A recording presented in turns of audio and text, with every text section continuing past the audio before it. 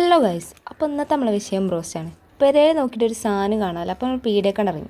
അപ്പോൾ നമുക്ക് വിഷയത്തിലോട്ട് വരാം. ഒരു ബൗൾ എടുത്തിട്ട് 2 കപ്പ് പാലും 2 സ്പൂൺ വിനീഗറും ഇട്ടിട്ട് ബട്ടർ മിൽക്ക് 15 മിനിറ്റ് മാറ്റിയെടുക്കുക. പാലിൻ്റെ അളവ് കൂട്ടും കുറക്കുകയൊക്കെ ചെയ്യുക ഞങ്ങളെ ചിക്കൻ്റെ ക്വാണ്ടിറ്റിക്ക് അനുസരിച്ച്.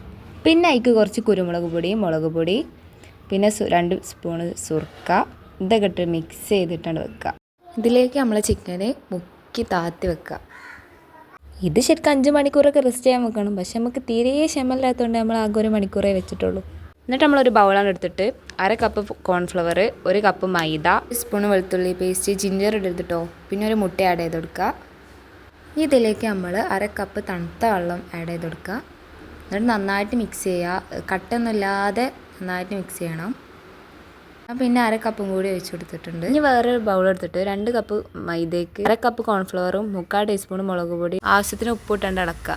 നമ്മൾ നേരത്തെ റെസ്റ്റ് ചെയ്യാൻ വെച്ച ചിക്കൻ ഈ ബാറ്ററിലോട്ട് ഇട്ടിട്ട് പൊടിയിലൊന്ന് കോട്ട് ചെയ്തെടുക്കാം. പിന്നെ നമ്മൾ നേരത്തെ ഉണ്ടാക്കിയ ബാറ്ററിൽ നമ്മൾ ഉപ്പിടാൻ പറഞ്ഞു, നിങ്ങൾ ഉപ്പിട്ട് കൊടുക്കണേ. നമ്മൾ പൊരിക്കണേ തൊട്ട് മുമ്പായിട്ടേ ഇത് ചെയ്യാൻ പാടുള്ളൂ, അല്ലെങ്കിൽ എണ്ണ കുടിക്കും. എന്നിട്ട് നമ്മൾ തിളച്ച എണ്ണയ്ക്ക് ഈ ഓരോ പീസും ഇട്ട് കൊടുക്കുക. 7 മിനിറ്റ് അടച്ച് വെച്ച് കുക്ക് ചെയ്തെടുക്കാം. ഞാൻ ഉണ്ടാക്കിയോണ്ട് പറയല്ല, അടിപൊളിയേനി. അപ്പം അത്രേ ഉള്ളൂ, ബാക്കി നാളെ.